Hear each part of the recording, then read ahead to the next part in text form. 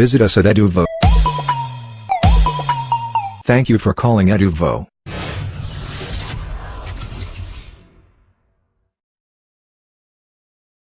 Hello everyone. So this time around we're going to actually be working with Unreal Engine. We're not just going to be looking at the launcher, and I'm going to have to make sure that you've downloaded your assets for this section. I've pre-created a project that's already got some things in it for us. It's called ArcViz Demo, and I'm going to need you to open that up and double click on the U project file. Okay, and upon doing so you'll be greeted with this. Now, once you've opened it for the first time, it will now appear inside of your launcher, and you can open it any stage after that. But for the very first time you load it, you're going to need to either launch the engine and then select it, or straight up double click on the U project file. Now, once you're in, you'll be greeted with this. And this is your first introduction to Unreal Engine. So to begin with, we're going to cover some of the basics.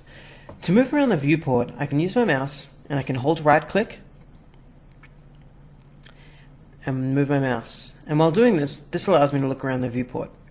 While holding right click, I'm actually also able to use W, A, S, and D, so standard first person controls, to move around like this as well.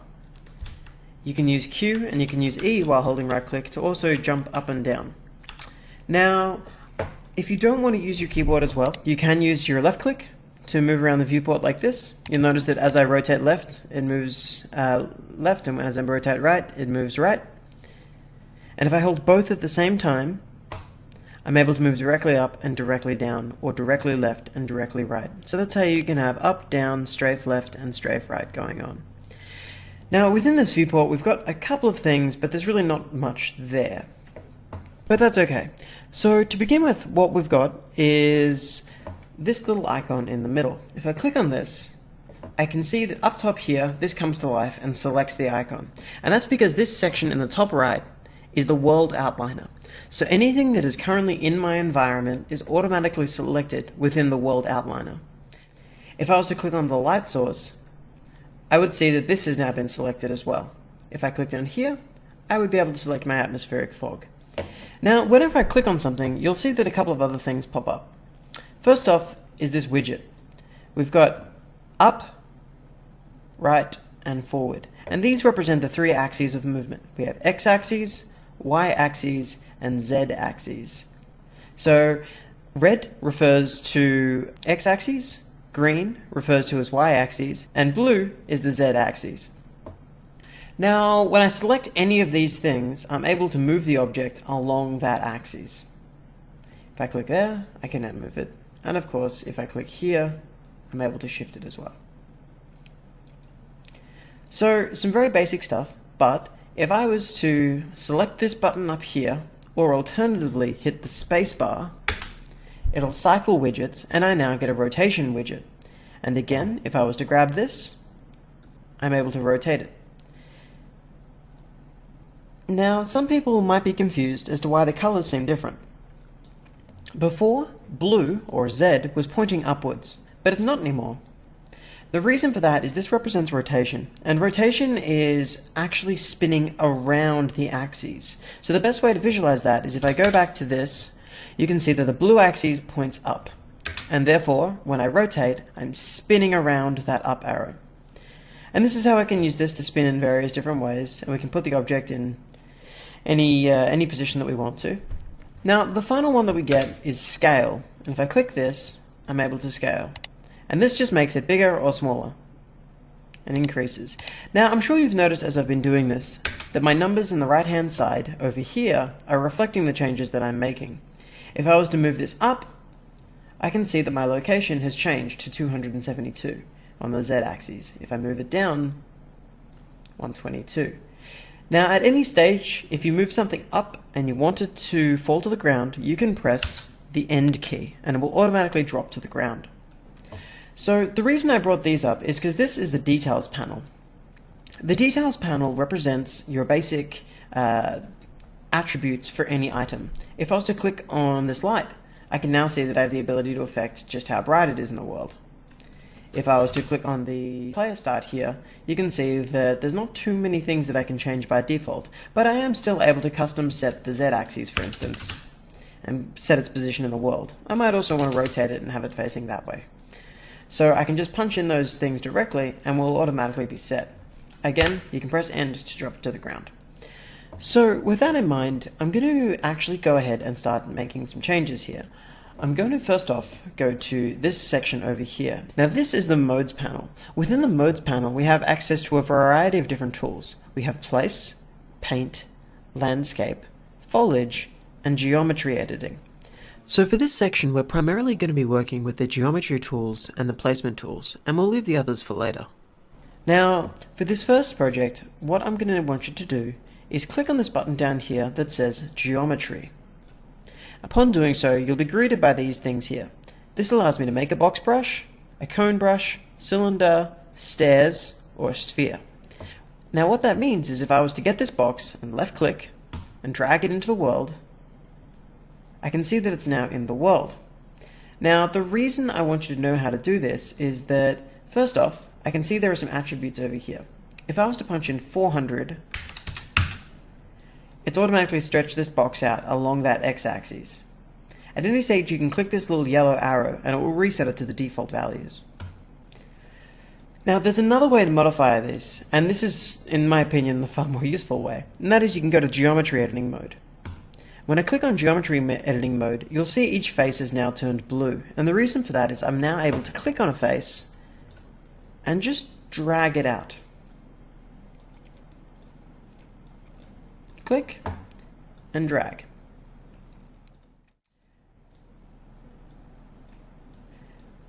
So with that in mind, we're now able to see that we can construct some things. But I'm sure many of you are going, well, so what? You're just resizing a box. Well, that's fine. Let's click here. And this time I'm going to go and click on extrude. You're going to get a warning the first time this happens that warns you that extrusions only happen in local coordinate systems. And that's fine. Just click don't show me this again. What that warning is essentially telling you is that when you pull out a face, you're pulling them in local space, not in world space, which means forward is relative to the angle that the surface was currently facing. I'll get more on this later. So if I was to hold down extrude and I was to click here and drag out, you'll notice something different happened. And what happened is that this time, instead of stretching the face to that location, what it did instead was it extended a new set of vertices, which are these corner points, out to that location and added some new faces in. So these can be selected now independently of one another. I'm able to click here and drag upwards. And you can see once again it's extended out. And if I was to click here, again. Now, the reason I've brought this up is that I'm going to go back to edit mode, clicking on here, and I'm just going to really quickly select these, and to do that I clicked on one, I held Control and left clicked on the other, and what that did is instead of selecting the faces, it just grabbed those 2 points. The reason that's useful is that if I was to pull this out, you can see that we can now get an angled brush.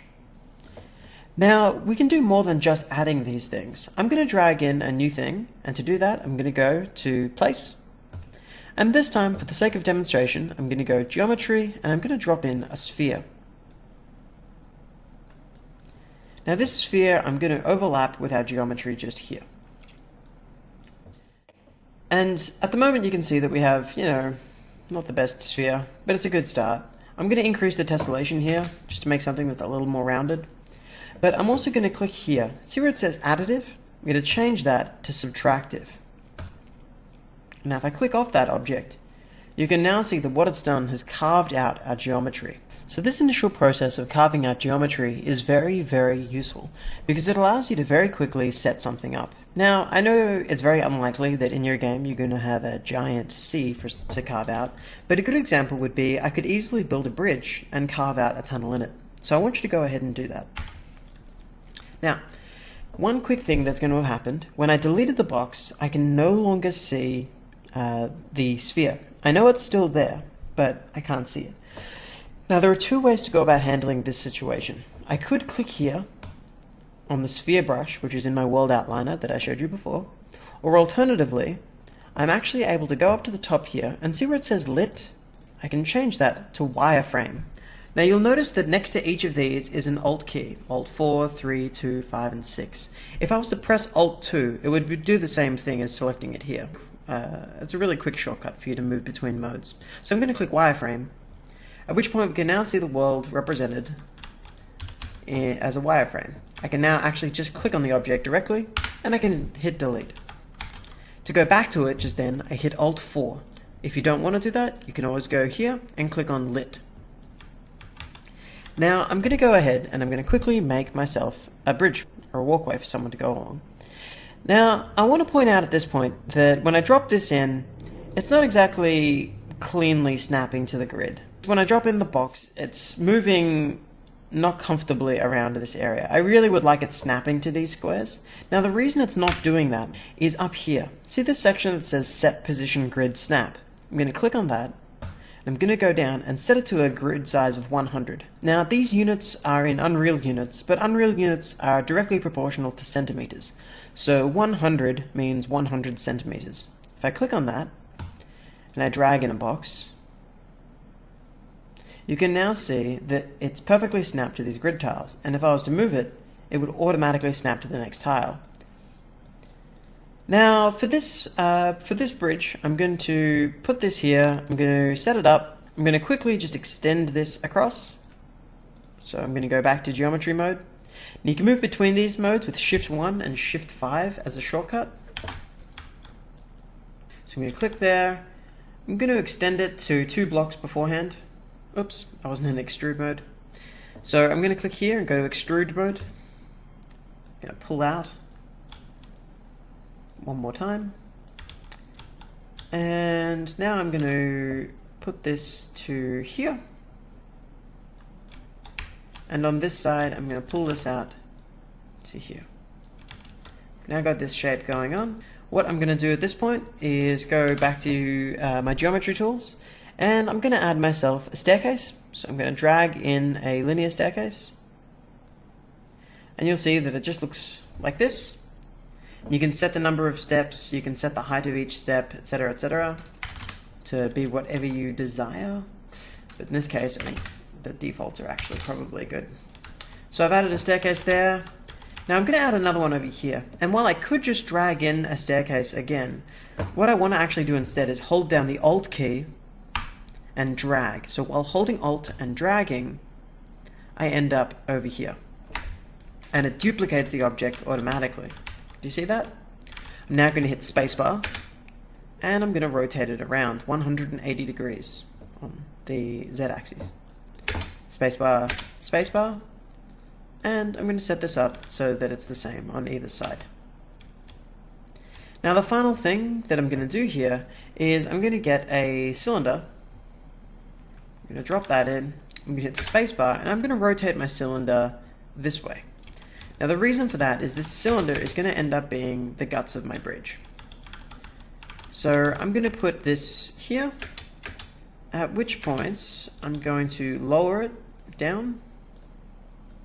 Now, if I was to click here and go to subtractive, we would carve out something that looked like this. Now, that works, except that you've got the world's worst bridge. So instead, what I'm going to do here is I'm going to get my cylinder brush.